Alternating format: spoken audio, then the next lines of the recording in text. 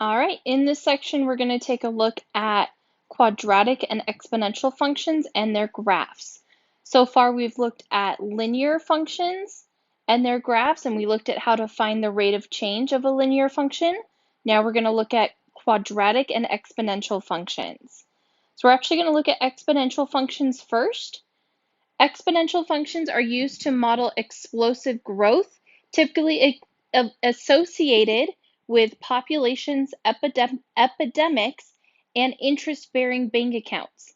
They can also be used to model explosive decay. So if something decays really quickly and then kind of tapers off, this is seen a lot in chemistry when we talk about like the half-life of an element. So how long until an element no longer is radioactive.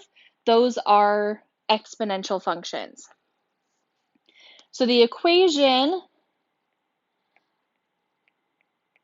with base b, so the base is going to be the bottom. You're going to have a times b to the x power. So the variable x, the value that changes, is in the exponent. And then a and b, those would both be numbers. You may not have an a, your a may just be 1, but you'll always have b to the x power. We also have we also have a natural exponential function.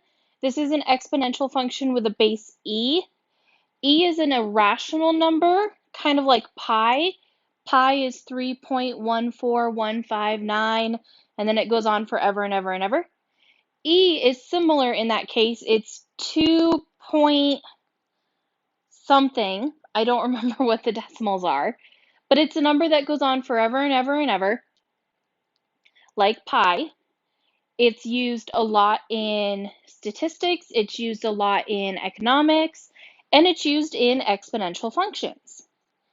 So if you have a natural exponential function, we'll call this guy g of x, just to show that this is a different function. Then that might be a times e to the x power. So the e has the exponent of x attached to it. And the graphs for these, this is just a couple of examples. This is not necessarily what they always look like. If we're showing exponential growth, then we would see a short start and then it explodes upwards. So this is what we're seeing like with the population over time. This is what you would see if you have a good interest-bearing bank account, which we'll be looking at as well. And then if we want to model something that has exponential decay, so it's going down, it decays really quickly, and then it slowly kind of tapers off and it stops decreasing as quickly. So this is what these two graphs look like in general. So we're going to look at how to use the functions first, and then we have an example with a graph. So the first one, I have two functions here. F of x is 0.074x plus 2.294, and g of x is 2.577 times 1.017 to the x power. Both of these functions are models for world population in billions x years after 1949. This first function, f of x, is a linear function. And I know that it's linear because I have just one x and it's being multiplied by a number. The second function, g of x, is an exponential function. And I can tell that it's exponential because the x, the variable, is in the exponent position. So a couple of ways that I can tell what type of graphs that I might have if I were asked to graph this. I'm not going to graph these. I'm just going to go ahead and solve a couple of questions for these. So the first question that I want to answer is, the population in 1970 was 3.7 billion. Which function serves as a better model for this year? So X represents, oops, let me zoom that back in. X represents the number of years since 1949. So the first thing I need to find to answer this question is 1970 was how many years after 1949? So I need to figure out what my X is going to be for this problem. I have a hair on my iPad. There we go. So X is 1970 minus 1949. 1970 minus 1949. So 21 years. Because it's X represents X years after 1949. So 1970 is 21 years after 1949. So I'm not going to plug in 1970 for X. I'm going to plug in 21 because that's the number of years that have passed. So the first one I'm going to go to is f of X, and I'm plugging in 21. So remembering our function notation, we replace every X that we see, including the one on the left-hand side, with a 21. 0.074 times 21 plus 2.294. So let's go ahead and do this multiplication. Oops, 4 times 21 plus 2.294. And I get as an answer 3.848, and this is in billions. So the linear model estimates that the population in 1970 would have been 3.8 billion. Let's look at what the exponential model estimates. G of X, nope, G of, we have a specific value that we're going to replace X with, G of 21. So 2.577 times 1.017 to the 21st power. This is what the button most likely is on your calculator to do the 21st power. You might also have this button. It's a Y with an X in the exponent. If you have a scientific calculator, like one of the ones I recommended, or a graphing calculator, you can type this in exactly as you see it. If you have a more simple calculator that you can't type multiple things in the screen all at once, then you probably are going to have to do the 1.017 to the 21st power first, then multiply it by the 2.577. But if you got one of the calculators that was recommended in the syllabus, or you already had one of those, then you can just type this in exactly as I have it written, with the parentheses where they are and everything.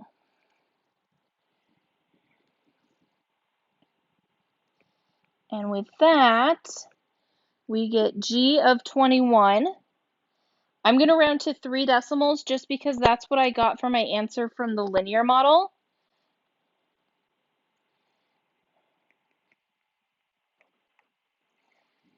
$3.672 billion. So which of these models is the better model for predicting the population in 1970? G of X is better because the prediction was closer.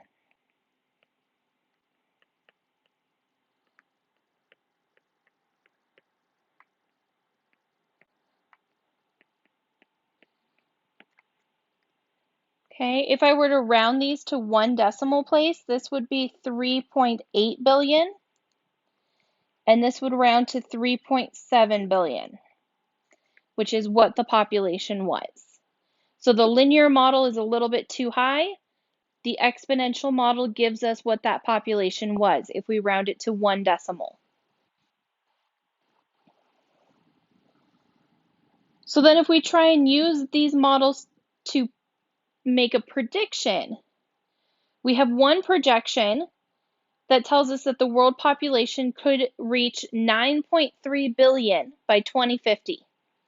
Which function serves as a better model for this prediction? So we're going to do the same exact thing, but now we're looking at 2050.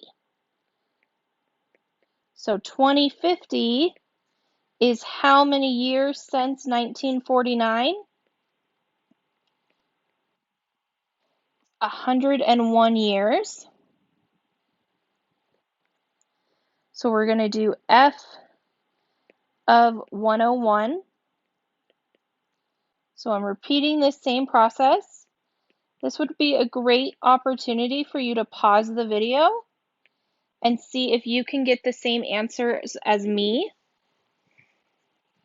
And then our g of x, we're going to do g of 101, and it's going to be 2.577 times 1.017 to the 101st power. So I am calculating these with you. 2.294.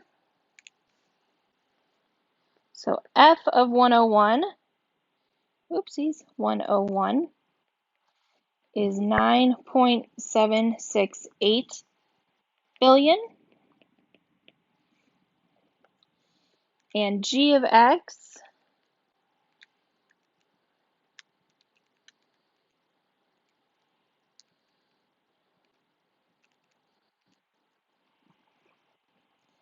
g of 101 for x is 14.143 billion. So they're both a little bit over, but the linear model is closer. So in this case, the linear model was better.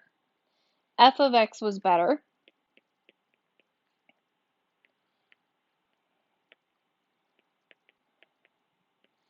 And that's because of the nature of exponential models.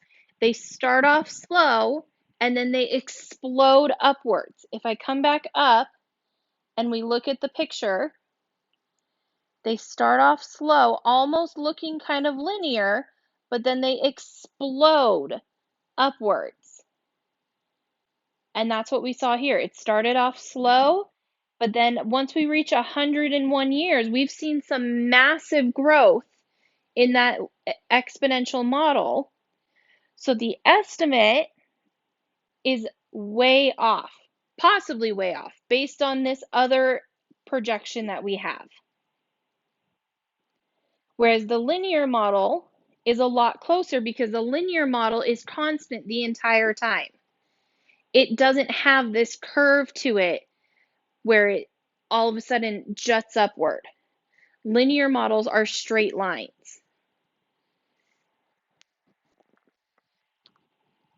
So there is an example of how we can use the equation, the formula of an exponential model, plugging in the numbers, making some comparisons there. The second example I have here, we actually have the graph.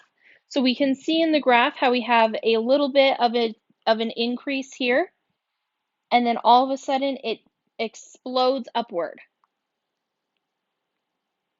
So that is what makes this an exponential equation. So looking at the example, medical research indicates that the risk of having a car accident increases exponentially as the concentration of alcohol in the blood increases. The risk is modeled by R of x equals 6e to the 12.77x, where x is the blood alcohol concentration and R is given as a percent, is the risk of having a car accident. In every state, it is illegal to drive with a blood alcohol level concentration of 0.08 or greater. What is the risk of a car accident with a blood alcohol concentration of 0.08? So we're going to use the equation we have, that is exponential equation, because x is in the exponent, to look at what is the probability, what is the percent risk that you would get into a car accident if your blood alcohol level is 0.08, which at that point, if your blood alcohol level is 0.08 and you get pulled over, you are going to get a DUI. You are going to go to jail. You may lose your license, all of those terrible, awful things, because that's the level where it's no longer legal. So we're going to see what's that risk of having a car accident. So we have our model, and we're replacing x with 0.08 because x is the blood alcohol concentration. So 6e, this is a natural exponential model. 12.77 times 0.08. Now you may have to hunt around on your calculator to find the e. On my calculator, it's above the ln, so I hit second and then the ln button, and that's where it'll pop open the e, and it'll automatically open up the parentheses. So I'm going to rewrite this guy a little bit better. It'll automatically open up a set of parentheses for me to type in what I want raised in that exponent. Every calculator is different. So search around, see if you can find where your E button is. Most of them you can find pretty easily. Some of them they have hidden in there pretty good. So I'm going to type this in. I'm going to do 6. I'm going to hit my E button. 12.77 times 0.08. And I wrote this the way that I did, using the multiplication symbol so that it does both of these things in the exponent.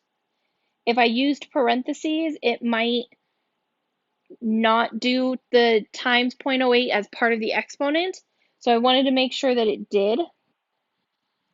So again, I'm typing this in my calculator exactly as I have it written here.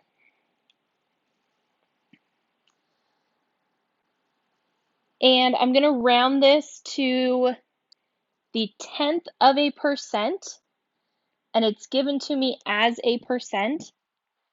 So 10th of a percent would be one number after the decimal place. So that's 16.7%. The percent is the unit on my answer. So based on this model, if you have a blood alcohol concentration of 0.08, you have a 16.7% risk of ending up in a car accident. And they have determined that's high enough, that's where we're going to cap it. So now the second thing we're going to do with this problem is we're going to use the formula to find the average rate of change from a blood alcohol content of 0.05 to 0.08. So this one's a little bit different. So we're looking at here, 0.05 to about 0.08 here. If we were to draw this as a straight line, what would that rate of change be? So if you go from having a blood alcohol level of 0.05 to a blood alcohol level of 0.08, what is the average rate of change in the percent risk of you getting into a car accident as that blood alcohol content increases?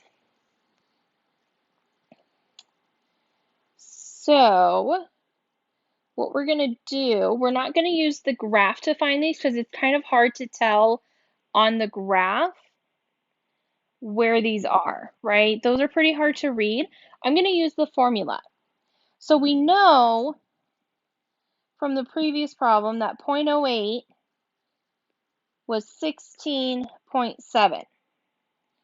I'm going to find what 0.05 is. So 6e to the 12.77 times 0.08. So I'm doing the same thing I just did. Oops, not 0.08. I'm sorry, 0.05. But I'm plugging in 0.05.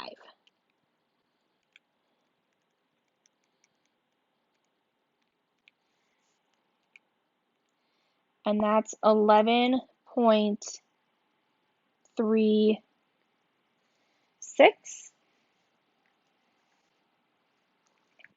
So now what I have is I have two x values and two y values. My first set is this one. My x is 0.08 and my y is 16.7. My second one is 0.05 and my y is 11.36.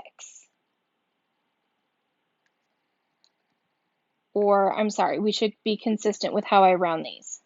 So 11.4. Round to the nearest tenth. So now I can use the average rate of change formula, the slope formula,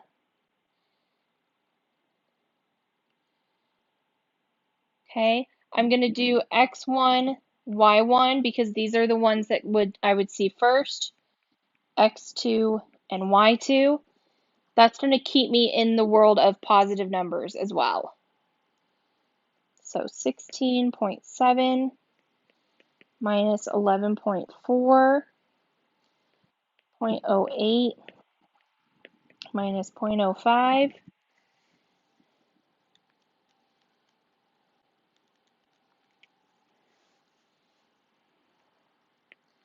5.3,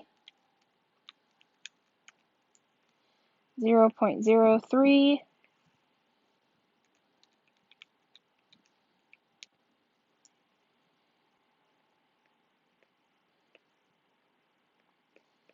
now this is kind of a weird number because of how we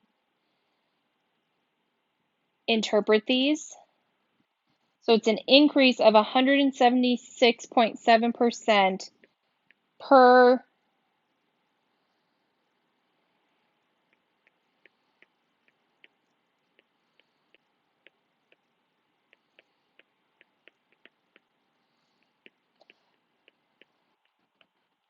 don't focus so much. This was a not so great example. Don't focus so much on this interpretation. Focus on the process of what I did here. So I use the formula to get the x and y's, and then I plug that into the slope equation. This one turned out funky because our x's are such small numbers. And what it's doing is it's turning that denominator into 1. It's looking at if I increase it by 1, not 0.01, 1. And so that's why we see such a big increase here. If I go from 0 to 1, that's a huge increase. Okay? But I want you to focus more on what I did here. Don't focus so much on what the answer turned out to be. So using the equation and then plugging it in to find the average rate of change, because that's different than what we had done in the past.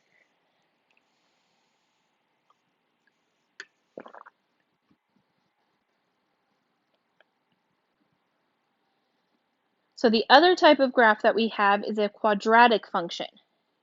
A quadratic function follows the general form f of x equals ax squared plus bx plus c. A, b, and c are all numbers, and a cannot equal 0. Because in order for it to be a quadratic, you have to have the x squared. The graph of a quadratic is a parabola. It can be either an open parabola, it's not really what it's called, an upward parabola, that's the correct term, or a downward parabola. Again, these are just two examples of what they look like. They could be anywhere on the coordinate system.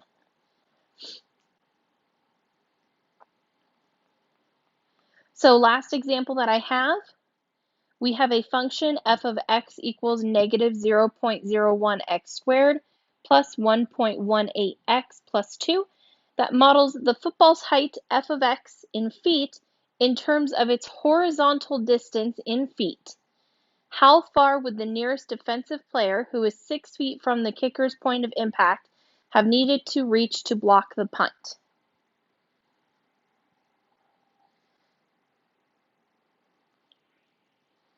So, horizontal distance, not vertical distance. I think I rewrote this question and I think I wrote it wrong.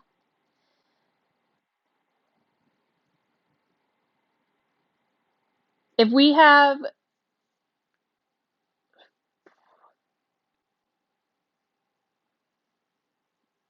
I think this is supposed to be vertical. This is supposed to be vertical. This is going to give us the vertical distance. So if someone is 6 feet away from where the person kicks the ball, how high do they have to reach with their hand to block them from hitting the ball? That's what this gives us.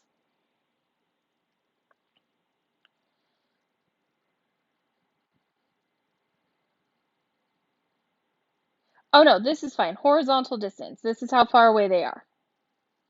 And then it's the height. Okay, I'm sorry.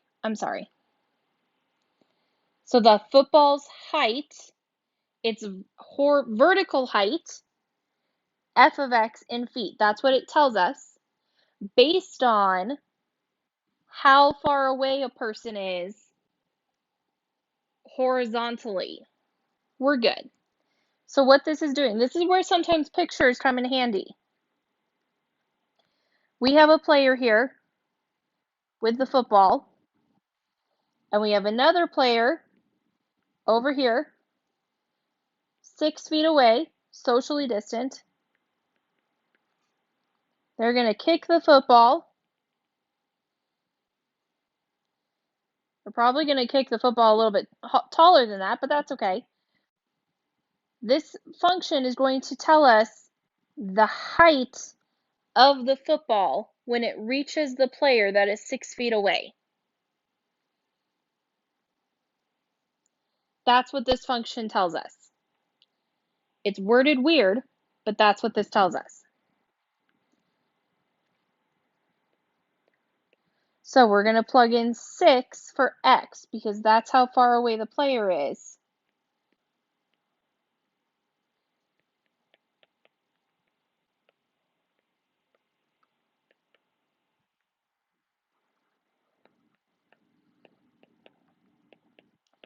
You can type this in all at once, or you can do it piece by piece, following your order of operations.